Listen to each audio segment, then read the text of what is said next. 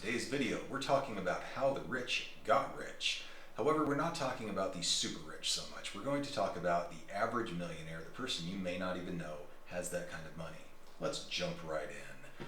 On an article from the Rutgers website, this is from the New Jersey Agricultural Experiment Station, they highlight a book called The Millionaire Next Door. This is a great book. It talks about the average millionaire and how they got rich. It actually has a follow-up book called The Millionaire Mind. And these came out in 1998 and 2000. The Millionaire Next Door, I believe, was 1998. It's a great book talking about how different people made their money. And this book talks about a few different key ways that the rich got rich. One is to marry a wealthy person.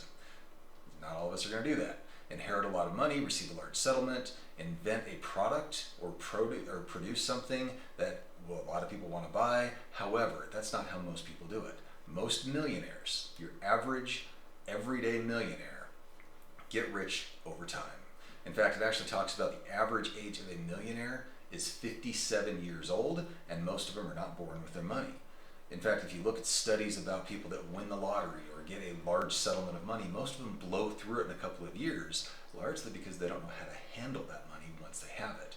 Many don't look the part. There's a Texas saying that says, big hat, no cattle. And a lot of times what we see with people that look rich, that look wealthy, they're not. Here's kind of an interesting article that I saw recently, and actually let's hop over here. This is a study by Dave Ramsey we're going to talk about a little bit more in a minute, but it talks about the cars that wealthy people drive. Number one on that list is Toyota. Then you get into Honda, Ford, Lexus. The top four cars are not necessarily what you'd expect, except maybe Lexus. For those who don't know, Lexus is actually owned by Toyota, so you're getting the Toyota reliability with a layer of luxury on top of it. 5 is Subaru, 6 is BMW. Now, a lot of people may say, well, okay, BMW, I get it. However, look at what it is. It's a 3 Series is what they're talking about people would drive as millionaires. Acura, Hyundai, Lincoln, and Buick round out the top 10. I think it's really interesting though, because a lot of people think that if you've got someone driving a 7 Series BMW or if you're driving a Mercedes, that automatically means you're rich. And if you look at those cars, if you look at the 10-year value on those cars, they usually plunge in value very quickly. In fact, BMWs, when they get a few years old, drop very quickly. And a lot of that's just because they take a lot of money to maintain. And if you're spending all your money on your car, well, you're not going to have a lot of money to invest. Now let's touch real quick on the billionaires and what industries they come from. And you get finance and investment as the top one. And why is that? Well, Warren Buffett. Warren Buffett started from very little and built himself into a billionaire via investing. You'll notice a trend as we go through the top 10 here, and these are guys who took risks, took the opportunities that they were presented with, and ran with them. Technology, Jeff Bezos, obviously, founder of Amazon. Manufacturing, you've got Reinhold Wirth, I probably didn't pronounce that okay. Fashion retail, food and beverage, but again, these are people who are the top of their field. They started something that a lot of people benefited from or wanted to give them money for their product, and they became very, very wealthy. That's not how most people do it. Dave Ramsey and his company, Ramsey Solutions, did a study of 10,000 participants, 10,000 millionaires, the largest known study of millionaires ever done. And here's what they came up with. How millionaires invest and spend their money. 8 out of 10 millionaires invested in their company's 401k plan. If you work for a company that offers a 401k, that is free money if they offer any sort of a match. It doesn't matter necessarily what investment options they give you. If they match your money dollar for dollar, or the ones that I've been involved in, 50 cents on the dollar, that is a 50% return on your money as long as you stay there long enough for the money to be vested. And that's a whole separate article that we'll have to do a whole separate episode.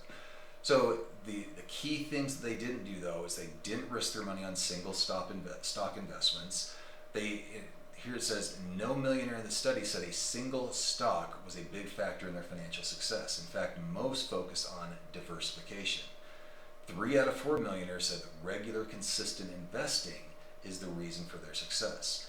I'll add to that if you are young and you start young and consistently invest, especially during the early years, if you can invest for 10 to 15 years as a young investor, even if you have to stop for other things like medical or kids or whatever it may be, you have a much, much better chance of becoming wealthy through long-term investing. 3 out of 4 millionaires, this is a big deal, 75% say consistent investing is what made them millionaires. Millionaires are made, not born. Now we see a lot of posts talking about how everyone that has money was given that money. And in fact, this talks about 79% of millionaires did not receive any inheritance at all from their parents or family members. 1 in 5 received some, only 3%, leaving 97% that didn't, received an inheritance of 1 million or more. That's a big stat. And again, it goes back to a lot of people that inherit money, blow their money. Millionaires don't always make big bucks. They're not big jobs. It gives actually the top 5 careers here: engineers, accountants, teachers, management, and attorneys. Now, some of these are a fairly wide range, like teachers and management. Management could be pretty much anything, but a lot of these careers are focused more on thinking and doing things in a certain way. These are people that have a certain pattern that they will follow, especially engineers, accountants, teachers. Successful managers that I know generally have a successful pattern that worked for them, and attorneys can be all over the board depending on what field they're in. Only 31% averaged over $100,000 over the course of their career, and 1/3 never made 6 figures.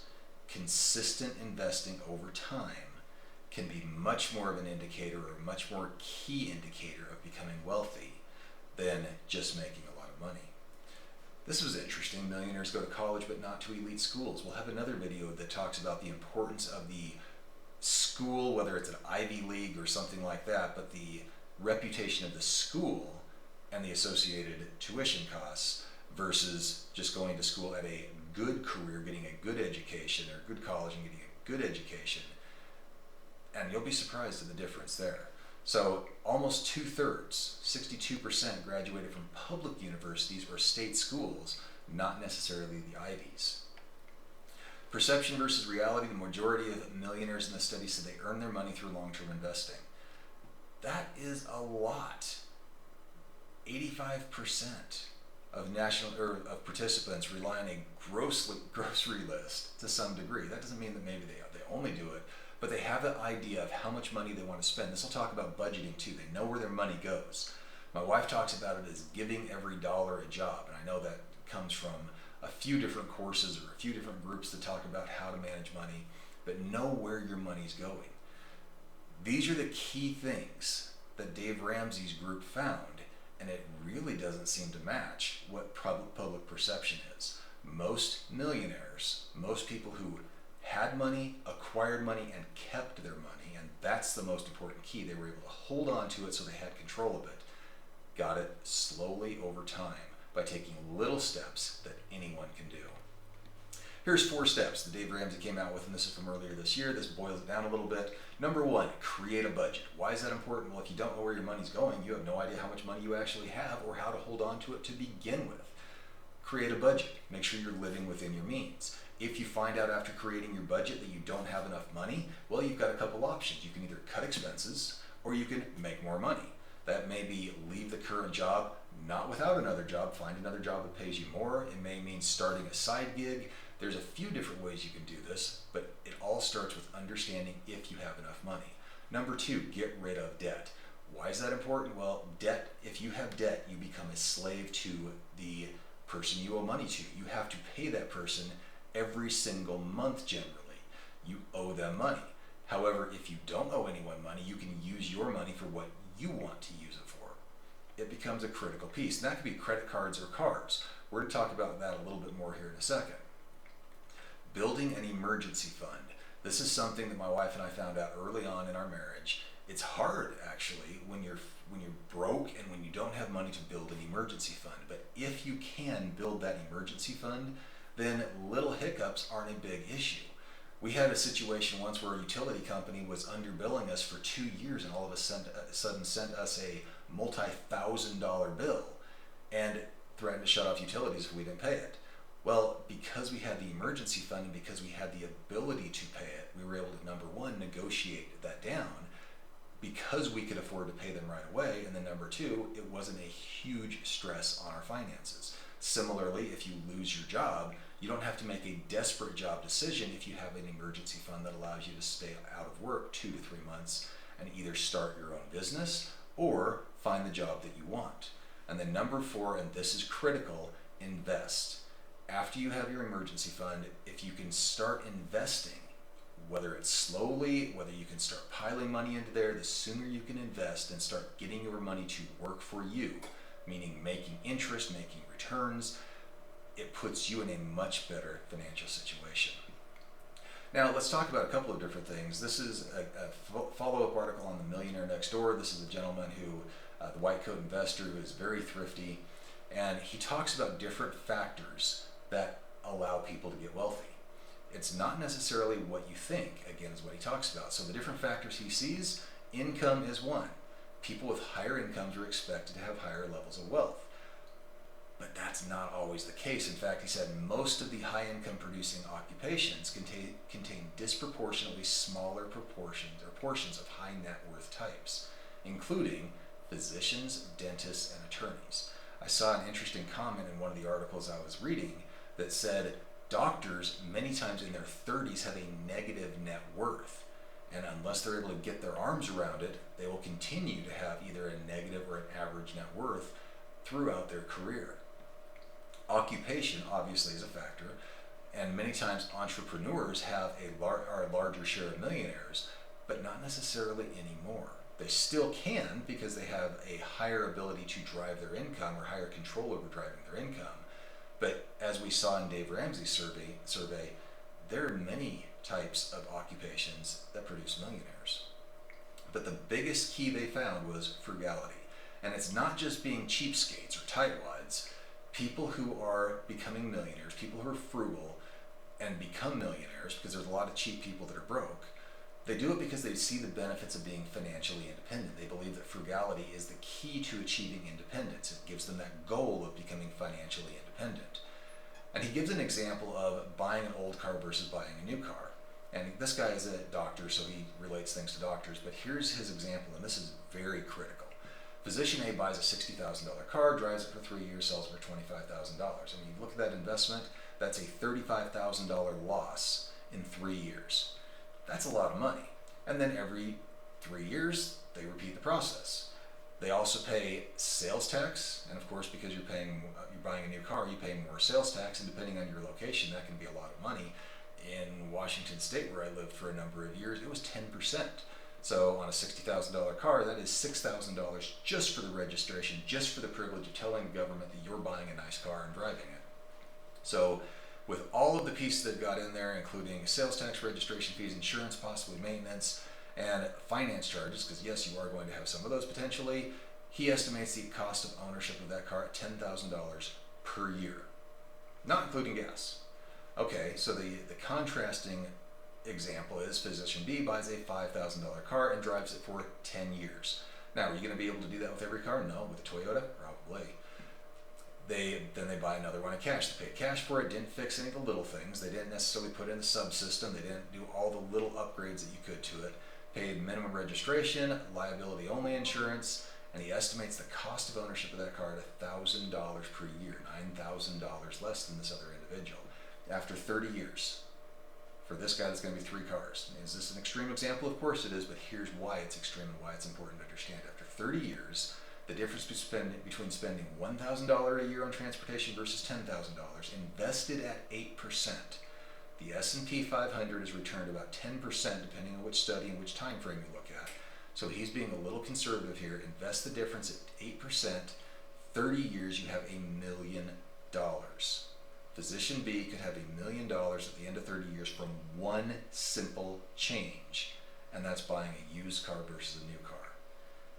That's just one way that many, many people could do. I see a lot of renters driving $50,000, $60,000, even $30,000 cars when a $5,000 car would suffice. An $8,000 car is just fine. So there's a lot of different things we can do. But what we're seeing here is most millionaires live a frugal life, have a budget, live within their means, live below their means, in fact, and invest the difference. And they get somewhat, I'm adding this on myself, they get somewhat educated on investing.